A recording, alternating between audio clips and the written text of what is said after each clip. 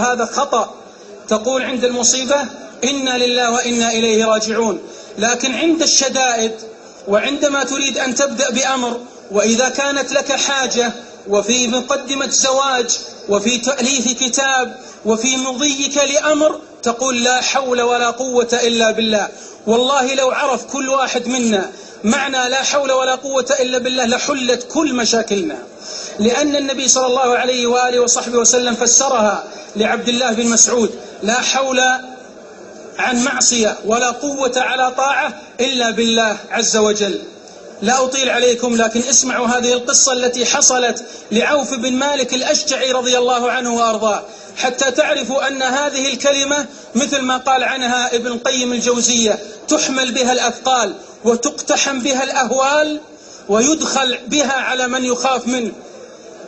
يقول رضي الله عنه وأرضاه: أسر ابنه فجاء إلى النبي صلى الله عليه وسلم فقال: يا رسول الله، إن ابني في الأسر وإنني أشتكي الفقر.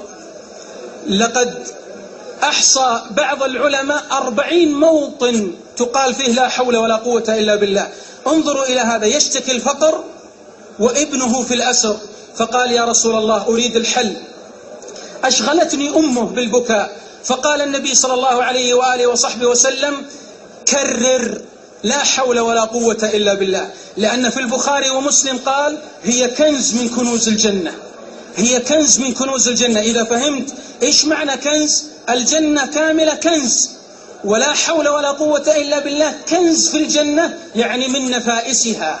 فقال: كرر لا حول ولا قوة إلا بالله. رجع إلى زوجته وقال: قالت: ماذا قال لك رسول الله؟ قال: كررا أنت وزوجتك لا حول ولا قوة إلا بالله. اجلسوا كم يوم وهم لا حول ولا قوة إلا بالله، لا حول ولا قوة إلا بالله، وهو يعرف إيش معناها. يعني لا يطلق من السجن ولا يخرج من السجن. يا من له سجين يريد أن يخرج عليك بهذا. فكرر لا حول ولا قوة إلا بالله. وهم جالسين في البيت قالت الأم: والله إني لأسمع صوت مالك. قال الأب: ويلاه، أين مالك وهو في القد؟ القد يعني القيد، سير من جلد البعير يلزق ييبس حتى يكون أشد من الحديد. قالت: والله إني أسمع صوته. فركض الأب وركض الخادم وفتح الباب، وإذا بابنهما أمامهما.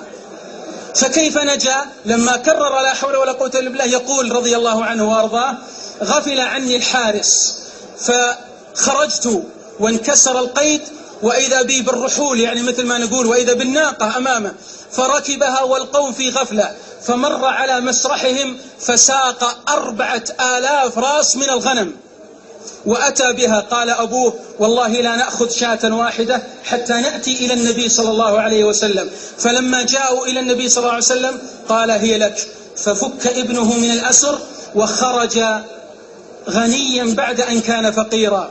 من أراد أن تخرج ما في نفسه من الوساوس، من أراد أن يقتحم الهم ويكسره، فعليه بهذه الكلمة.